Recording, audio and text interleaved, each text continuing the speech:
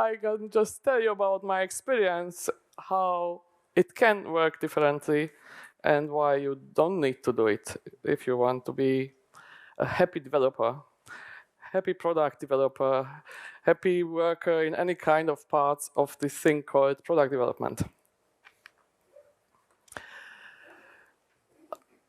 I assume that most of you know this, and if not, you should see it, go visit it. It's one of the most visited things in the world. It is called Wasser. It's a warship, and if I think about this, this is the best project I ever saw. It was ordered by one of the most successful kings of Sweden at this time, 1600, was one of the richest and most beautiful ships ever built. You see the numbers, huge thing. It is very impressive. It was built by experts, of course, in less than 2 years, which for somebody coming from Germany, it's not possible. So this is really extreme in everything. Wonderful output. It just had a small problem. It sunk, it was 120 meters from the shore when it sunk. It is just to think about how much money and life was invested in this, and the outcome, it's terrible. This is the less important slide here. It's just added so that you can get in contact if you want later. The only thing which is important, and it may be that I am a developer by heart and soul, and I really enjoy the journey on where we are going together. And I'm at the moment staff architect at Payfit, a French company, having 2 hours lunch every day. Advertising ended. But my other place is Virtual DDD, where you can find me at any time, and everybody's welcome. If you think about your daily work, what is the term it's coming to your mind? Because mine is expectations. Everybody has expectations, company managers, stakeholders, investors. We ourselves, disregarding which role we are, business expert, product managers, designer, engineer, we are all having expectations. And we hope that if we have a good, well-defined goal, then we can create a plan, follow that by action, and then it will work out, because this is how goals and plans are working. Well, we managed to break that because we have a goal and have a plan, but our plans are rigid. We are thinking in estimations and promises and putting ourselves constraints which we can't follow. It is not possible. The reality, exactly like how it was with Wasser, the ship, the reality is not like this. So this is for engineers probably hilarious and very cool. Product managers, designers, and customers are not so happy about this, I assume. This example is even worse, or having a bigger impact. This was the first lawsuit against an engineer, because Citibank tried to blame someone else for building the wrong stuff. Forgot the UI, because that's already terrible. But they created probably a requirement list, so the engineer fulfilled the requirements. Unfortunately, his understanding of those checkboxes was exactly the opposite of what the people expected when they used this. So in the first process, Citibank lost this money. Afterwards, they find other tricks and got the money back. But actually, they lost $500 million. Because they said this should work differently. And my question is, okay, why they didn't tell this the developer to should work differently? So even if they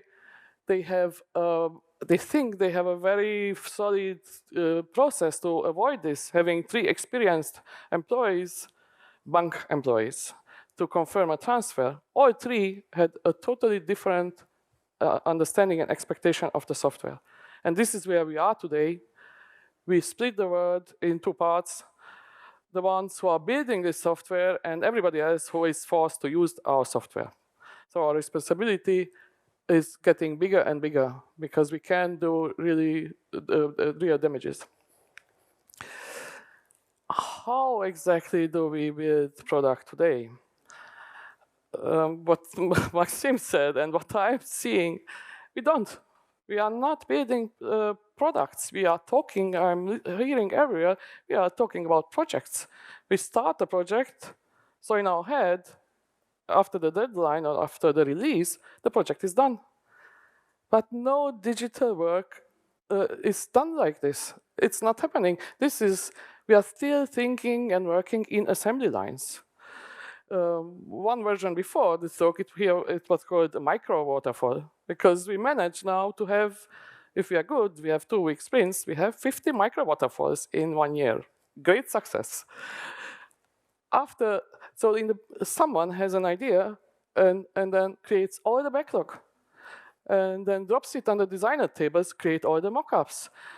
In good companies, they ask, or drops it on the finance or legal table and ask if it's okay, but they are not exchanging, they are just asking, give me your okay. And after all this time, it learns everything on the engineer's table so that they can't even, there's no possibility to get back and ask or give an advice, oh, maybe your idea is not so good, because there's no time anymore. The whole work was done, everything is already decided, so we end up as code monkeys, and even if we see something wrong, it's not possible to react anymore. So that it's easier to think in projects, and we hope that if we release it, then it is done. And everybody working in software industry knows that it's not done. Software gets broken without touching it. This is a continuous thing. We can't, and we should not talk about projects because we are not doing it. We are building a product which needs to be maintained and cared for every day. But instead of talking about all these, we got experts in optimizing this last part. We know exactly, we can measure every minute an engineer spends because we have the tools for it. So that we negotiate for story points and hope that, I don't know what. So having something for 5 story points or 2, what makes the difference? Having 20 features released, what makes the difference? I could call them 40, let's split them in 2, then with 40 features, are we better? Did we do anything better just by counting features? We forgot somehow in the last 10 years why we are doing this. We are really great in measuring all the wrong stuff and optimizing for all the wrong stuff, but customers are somewhere far away, and because I have my principles, I didn't put a safe slide here. Everybody knows where the customer is. It is just nowhere. We are not talking about customers. We can't, because we are in this assembly line mode, one task after another. Like creating shoes. It's exactly the same how we create shoes. We want, or we didn't change the move. We are still in this tailor mindset. We are creating one step after another. And I think we are in this century where it can't afford it anymore, because everything will break and we will be surprised why. So my intention is to remind us, everybody, why we are doing this. Actually, we are doing it for customers. And for 20 years ago, we were automating stuff. It was much easier because we knew exactly the capabilities we want to implement. So you could write a requirement list and say, if I automate this fax, then I need a computer where I can enter some data, and I need some connection to the other part, and then I send this message, and I avoid the fax, usage of the fax. So I knew exactly what I need to implement. And for that, it is cool to go, it is totally fine to go in a waterfall mode, just finishing one request after another. But nowadays, since we have apps everywhere, we don't exactly know how to design. We are creating totally new experiences. We don't know, nobody exactly, not even the customers know what they want. Because they actually don't want an app. They don't want to enter their credit card to buy something. They just want to buy something, to get something. This is what they want. If we could solve this without they adding the credit card data, they would be the happiest. But our product managers or designers still ask you for filling these 100 fields because this is how it needs to be done. No, it's not. Let's take a step back and find out what exactly, why we are building this, because it's surely not for story points. So customers expect from us to solve their problems, their jobs done, and they expect from us that we guess how it works the best. And if we all agree on this, then we can start from here saying, okay, we actually don't know. Nobody knows. We are all in this journey together. So let's try and find a different way of working, a different way of thinking. And for this, I found in one of the steps of my career, I found I realized afterwards, these 3 key components which can help to achieve this, to build, to see the value of the job, of the work, to enjoy what we are doing, and to growing together and building continuously value. 3 years ago, when the pandemic started, it was the only phase of my career when I worked for a software company. And I decided to create this talk around that experience because I think if I could do it in a software company, not in a product company, but something who is just working for clients, then the excuse is, no, we are just coding because this is what we are paid for, eliminated by the start, because we did the same. We were a software company working for clients, and we could do it, so you can do it too. It was a very small team, extremely diverse. We just got together a few months before. We were from juniors to seniors, women, men, Europeans, not Europeans. Some of us only worked for software companies, so pull requests everywhere, coding by task. Others were, I was just a trunk-based developer person. Some of us were in the middle. So we were as diverse as it could happen. And our main client was a travel company. It was a big company in the travel industry. And this was at the beginning of the pandemic, so they were hit terribly because it was also March when the whole travel booking has a high time. So they were very scared, but they still wanted a multi-country checkout process from us. And you can see all the unknowns here. Being in the pandemic, we don't know how long it takes. We were navigating somehow. And at one morning, this checkout process was already halfway built, halfway done. And one morning, the business client, the partner, called us, or actually he created, I think, a Jira ticket with this text. Can you add 2 checkboxes because we want to add an insurance to the checkout process to the second step? And my reaction was, really? So we are in an e-commerce thing, checkout. Travel industry, it's already complicated. Insurances? So it must ring a bell. Insurance, this was in Germany. Insurance is in Germany the most complicated thing. You never know what happens. You have no idea how it works. It can't be solved by 2 checkboxes. 2 checkboxes, it's just not good enough. So the reaction was, yeah, sure, we can do this. Can we meet to talk about this? Because we are not sure how those checkboxes should be. This was just the alibi, but this was the beginning of our journey because we did our very first domain discovery without calling it like that. So that we met and we realized that nobody knows anything.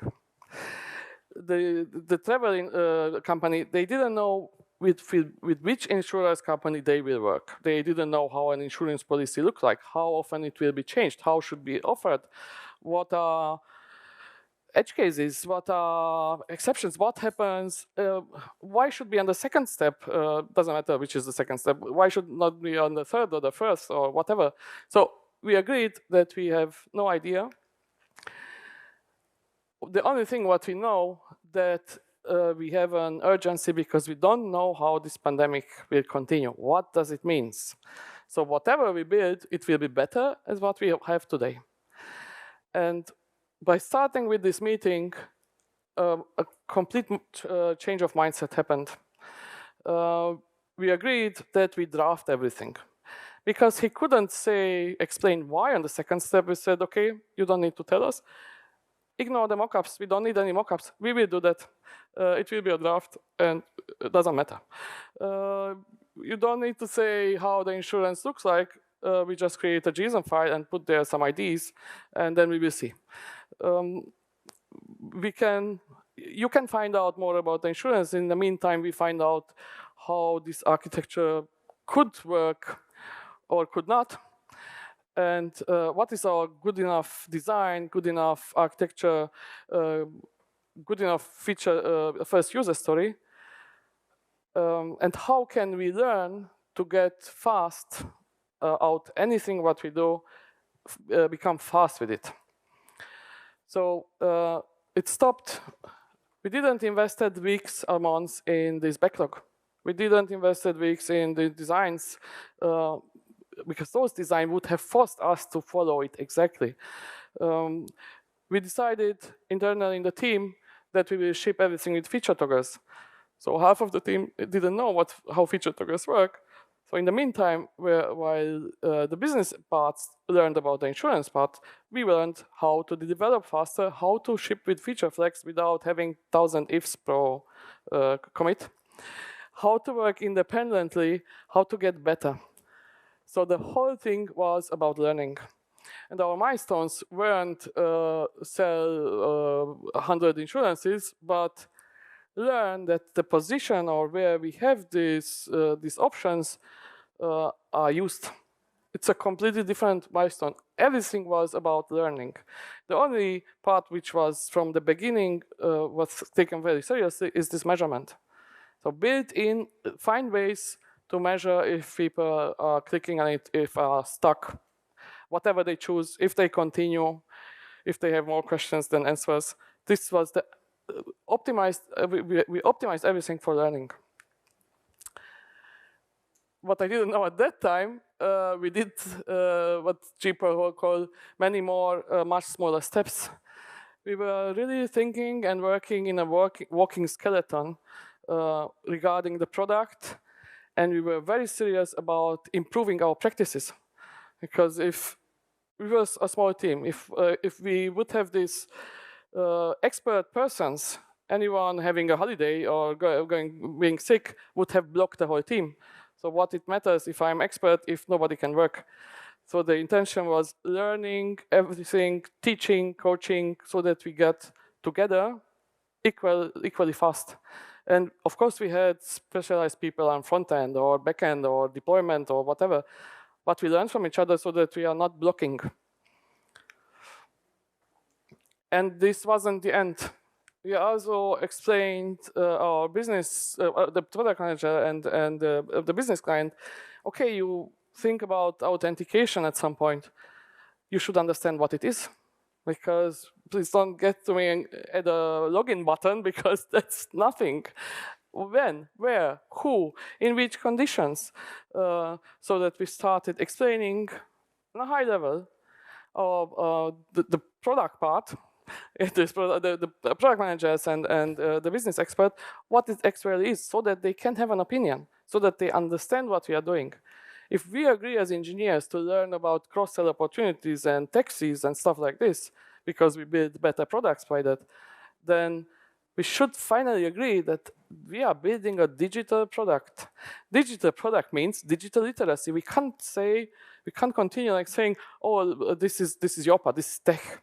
This is not tech. If the servers are down and the product is, nobody can use it, this is not tech. This is not non-functional requirements. This is a very functional requirement. This is a product requirement. If something is not working or just spamming people with wrong reactions, this is a product requirement. So remove all the silos and learn from each other. It ended up with our product manager writing the user stories as BDD tests And he was the most happiest man on the world when his first GitHub commit functioned and worked, and he was, oh, I pushed the test. So this teaching should not stop at this is tech stuff and this is product stuff. This is our common language. So we are offering authentication, then everybody should know what authentication is. Not which framework or which service behind, but what it means. So this was the first part. You saw that the change was very relevant. We didn't really talk about, okay, we didn't have a concrete goal, but to find the best way to offer these assurances so that we actually make the customer not afraid in the middle of a pandemic to book a trip. This was actually the goal. And this was the outcome what we are looking for. But now it's getting harder. Okay, how to measure the outcome? How to know if what you are doing is wrong or it's good? So how to know that what you are doing every day is valuable? And the first question is actually, what is outcome? In the last 10 years, mostly since OKS appeared, everybody is using this word outcome, but the result is usually output. So we are still not mature enough to know what outcome is. And after a discussion with Diana at the open space, we got to this description. So measuring outcome is measuring the change in the system. If I spend the next 2 weeks building the most beautiful pop-up layer and nobody clicks on it, the outcome is 0. The outcome is not 2 weeks, the outcome is not 20 lines of code or 100 or 1,000. The outcome is 0 because nothing in the system changed. And if I spend the next half an hour to remove one of the unnecessary steps what the customer needs to do, I spend 20 minutes, but the customer will be much faster in getting his job done. So the outcome is huge. And this is what we are still doing. What exactly is saying this? So half of us is probably on the left side and half of on the right side because we don't know what is it about. It could be something, that code sitting there since years, nobody was courageous enough to delete it, and then it could be a celebration reason, or it could be Elon Musk deleting services in Twitter, and then it's on the other side. So we just don't know because these kind of metrics does not say anything. There's 0 value, just like story points or number of features. It is not. It lacks the context completely. So we ignored those. we didn't invest anything in this kind of things. We started to measure different stuff, and with measuring, and some of them were real dashboards, some of them were just observing and measuring as a team.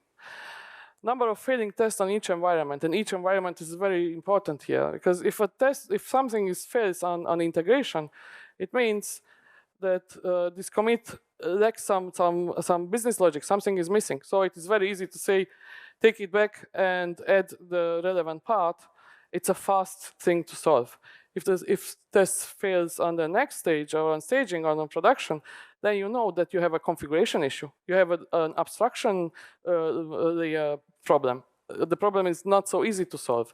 So it's important to differentiate. Time to recovery after integration is about our team practices, how we respect each other, how we work together. If half of the team considers integration as a playground and it's always broken, then we are not a team. Then we are just people working in the same room, but we are not a team because we are blocking others for working. We don't consider how much work it adds on their side. So that we had some principles, we agreed after observing it some time that if it's something fixable in 10 minutes, then fix it. If not, then roll it back.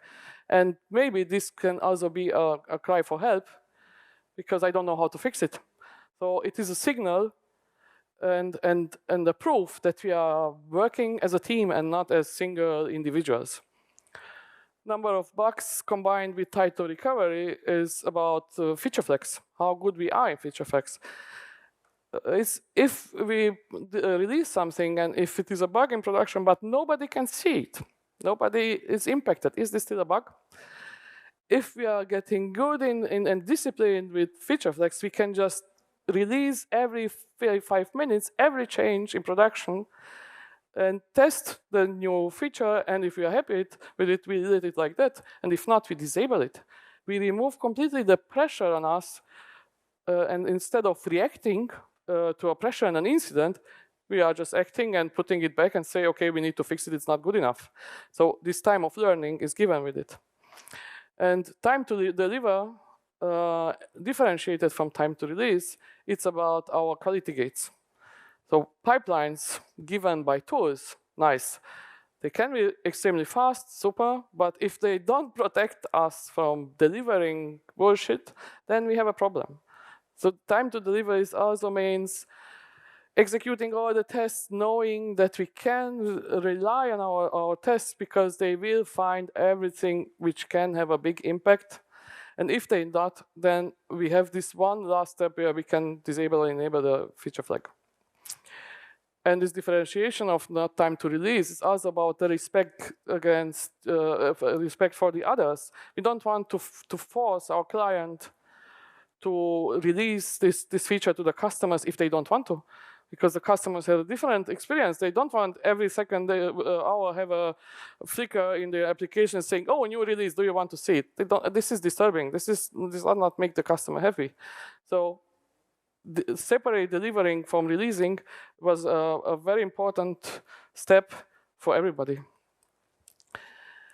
By working like this, we observed a crazy change in the team.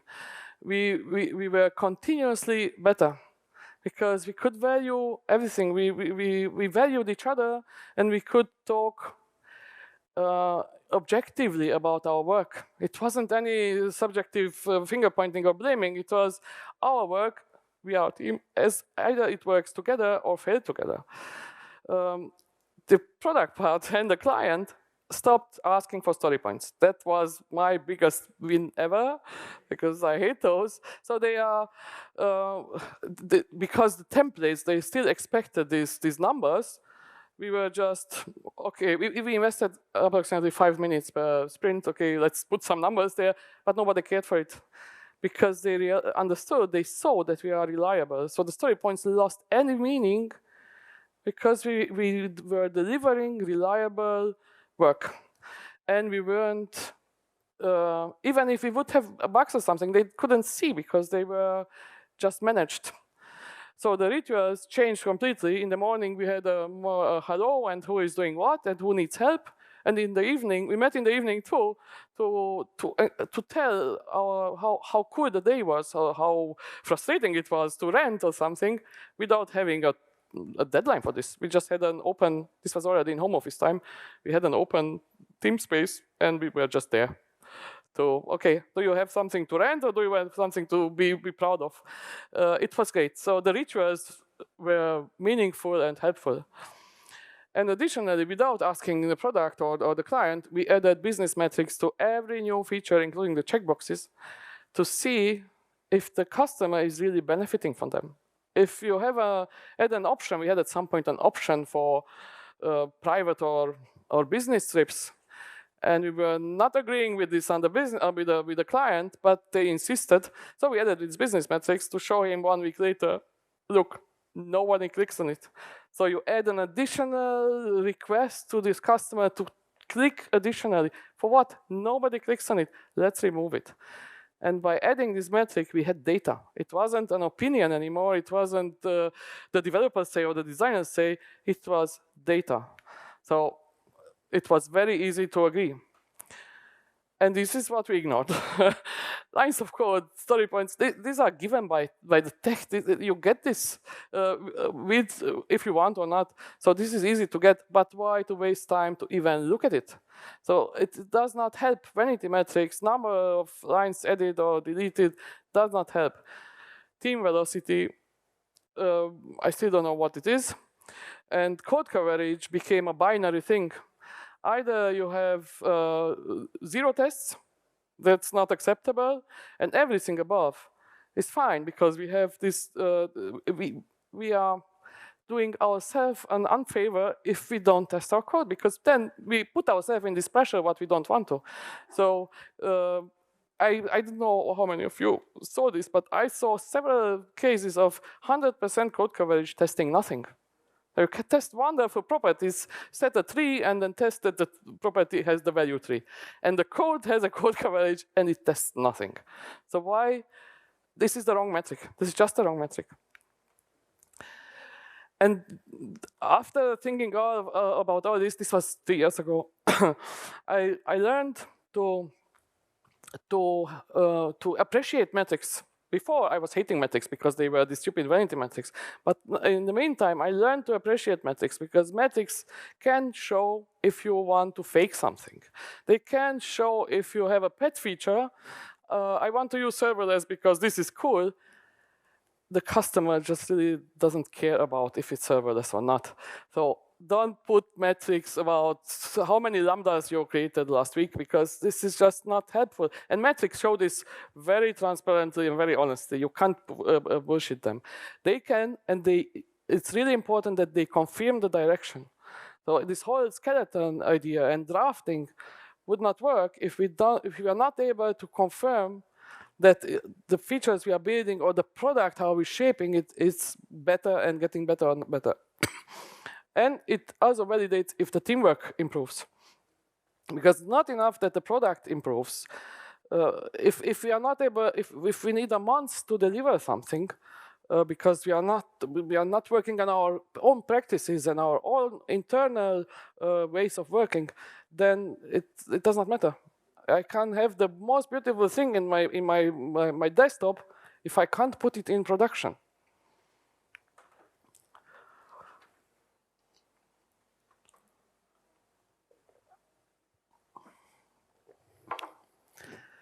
So these were the easy part. But all these are not enough, unfortunately, if we don't acknowledge the last one. If something is universally valid, and we heard this in so many talks today and yesterday, it's changing. Everything is changing, and since COVID, I mean, the level of change is it doesn't have a limit anymore. Earlier, and this is still happening. I never understand people when they complain, oh, the requirements has changed. The product manager said, we need to change the requirements. Really? This is why we are here. Otherwise, it would be boring. So why else we are here? And of course it's changing. And this is not a reason to be frustrated or to be surprised. Because if you were more than 1 month as in software development, you know that this will happen. So instead of investing so much energy in getting angry, why not preparing for it? Why not enjoying it? Why not be ready and waiting? Oh, give me something because I'm bored and I want a new problem. I want to solve a new issue. So just help me doing it. And in my experience, for this, we need 2 things. And one is options. Building software in a way that we are in a deadlock, we can't go back, removes all the options. We need to allow ourselves to have options at any point. And we need a safety net, like this really solid quality guidelines, deployment pipelines going through all the steps, not letting any incident or error happening twice. This is increasing our safety net so that we can sleep well and know that we will never be put in this position of reacting fast and under terrible pressure, but we can control and preview that something will happen so that we can control the change. And this is actually what makes, I think, the life of an engineer enjoyable and happy. It's not being in pressure, under pressure. In this story about this insurance checkboxes, our architecture before the insurance topic came looked like the blue one. So we had a booking service working synchronously with I don't know what kind of booking providers. It was an old thing. We had a payment service working with a new asynchronous payment provider, and an order service to coordinate everything. And probably a lot of you would have said, okay, now we need an insurance service because we agreed that insurances are more than checkboxes. The crazy part was the business client the guy came one morning with this because he was so involved, we were fully collaborating, so we were exchanging. He knew exactly what we were doing, and he called me one day and asked, oh, you need now some time to set up the insurance service, isn't it? And I was very proud that he learned this, the tech part, but curious, why? Because you engineers always say like you need to do this now. So all the database and everything. I know that this takes time, so he wanted to be prepared for the change from our side. And after I had my laugh, I told him, oh, this is very nice, but why? We have no idea what this service should do. We don't know about insurances. We just know about an offering. We know that we have some kind of ID, but we don't know how this changes. We don't know who will change it. We don't know what happens if I choose one and don't choose the other one. We don't know the rules. Where should be offered? What kind of frequencies are there? How long is one insurance policy valid for everybody? We don't know, and you don't know. So why to put a separate repository and a separate database with the table, which we have no idea how it should look like, just out of principles? So we created a folder, which was called insurance, and we considered it as a separate entity. It was prepared for the change. It was prepared for refactoring, but it was exactly in the same place. We created the first insurance policy as a JSON. And because we had this great pipeline and security and safety net, anytime if they wanted to change something because they were changing also the formats and properties, we just changed the JSON and published it. It took a few seconds. No, it taught out us how to deliver, how to think about questions like, what if I am in the middle of the checkout process and I clicked already one, and then we changed the policy. How long this policy can be? Is this then a reason to shout at the customer, say you did it wrong, go back? So we learned all this without any repository, without any database, with just one JSON. And the best part in this, this survived 6 months. So we could have done such a big mistake to do it very early without knowing what we are doing, just out of principles. Instead of just continuing like this and doing it, using it 6 months. And the really fun fact after that, after 6 months, we learned that actually the only changes in this insurance are administrations.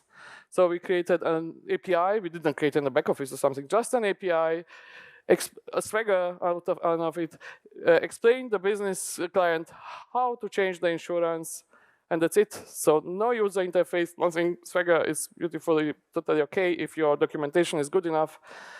And the refactoring, including the new database and everything, it took half a day. So if we would have vanity metrics, we would have, say, 10 story points in half a day, our velocity is through the roof. But actually, that was 6 months of learning. We knew exactly the structure, we knew everything. So, and for that, it was exactly the right time to do it. And before, it is just too early. Use the time to learn and nothing else.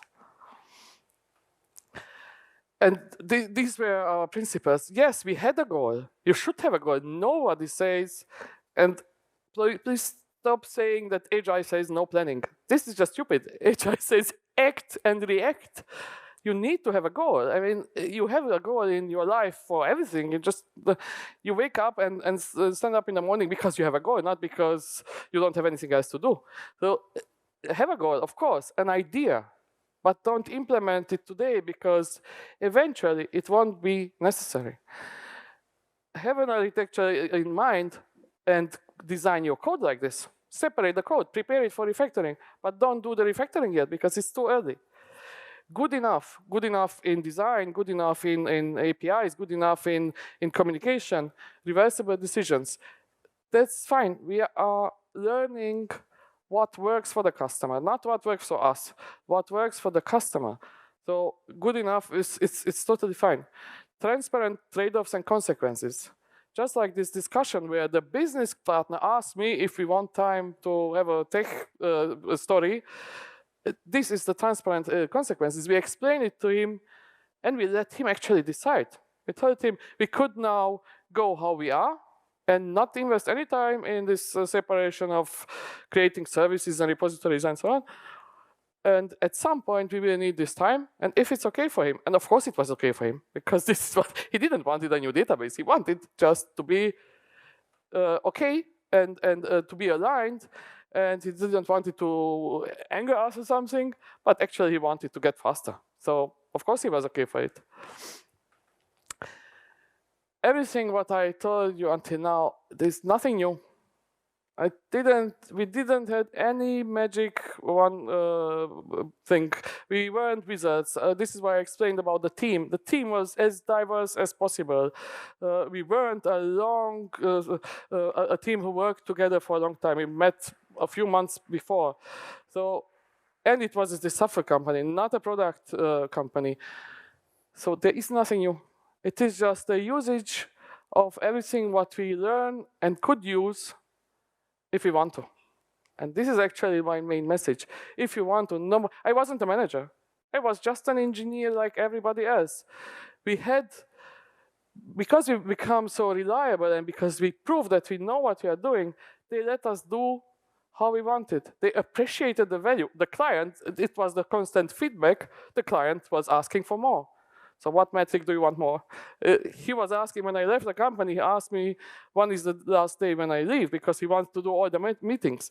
He was appreciating how we work because we were transparent, open, and involved all sides.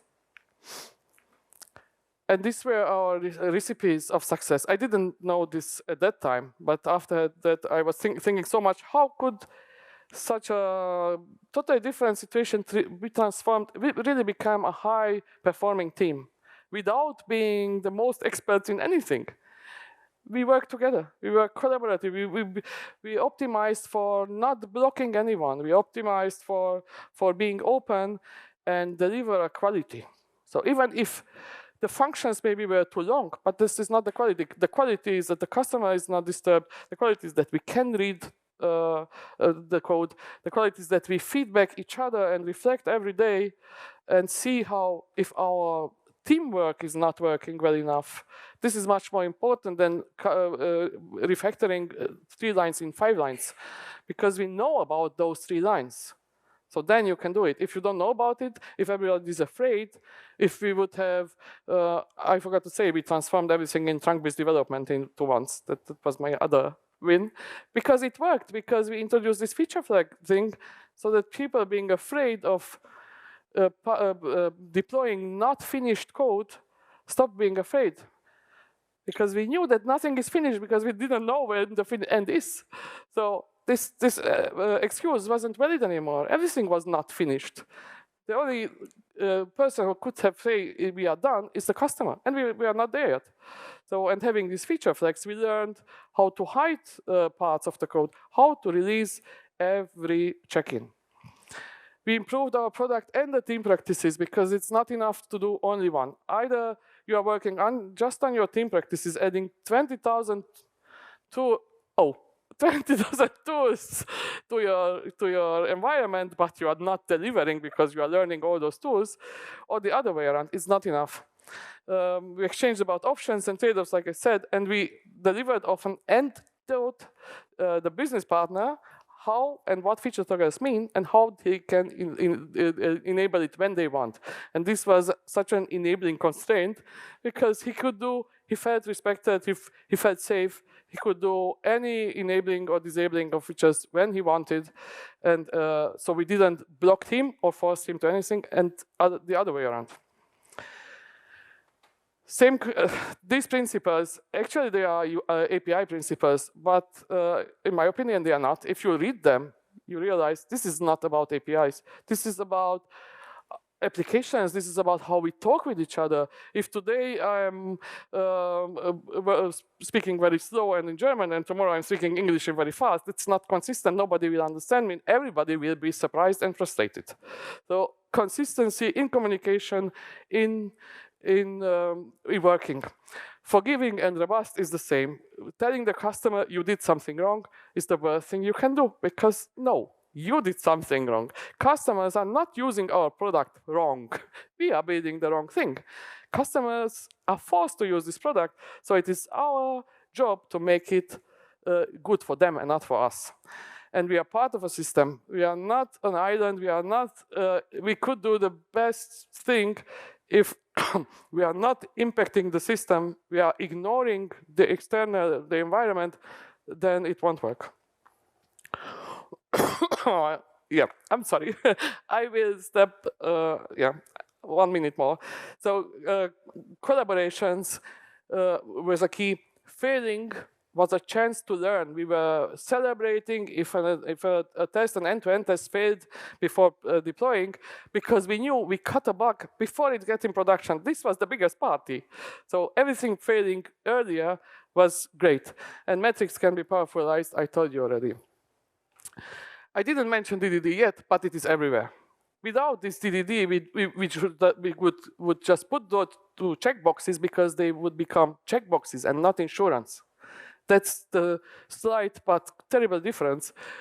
Insurance is much more than checkboxes if you think in domain and not in IT.